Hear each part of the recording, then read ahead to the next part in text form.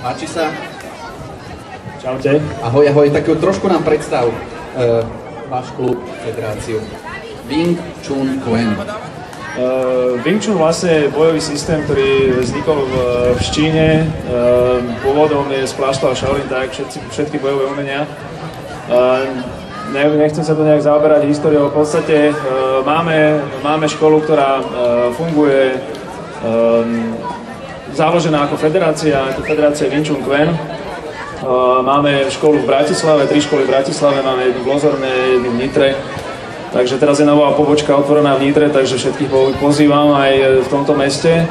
Je to systém, ktorý je prakticky na ulicu, na reálnu sebaobranu, čiže nie sú tu žiadne zápasy, nie sú tu žiadne súťaže, ale je to také reálne na použitie naozaj do dnešnej doby.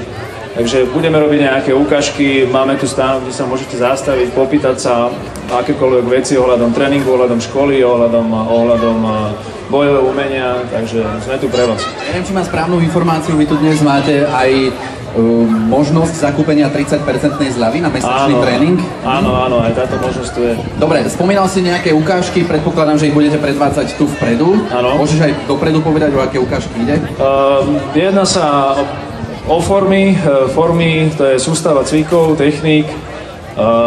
Budú predvádzať s prvými 3 chlapcami prvá základná forma, potom bude druhá forma, tu budem predvádzať ja. Tých form je samozrejme viac, ale kvôli času neukazujeme všetky. Potom budú nejaké aplikácie vo dvojici, potom nejaké techniky v držaní supera, vyprostení sa z nejakého úchopu a tak ďalej. Takže také praktické, reálne veci. Takže to bude veľmi zaujímavé, si spomínal, že máte viacero pobočiek, takže ak je tu niekto z Bratislavy napríklad, tak aj v Bratislave vás nájde. Áno, samozrejme. Dobre, tak môžeme prejsť na tie ukážky bojového umenia Wing Chun. Tak nech sa páči, povedzme, tento priestor je teraz váš. Díky.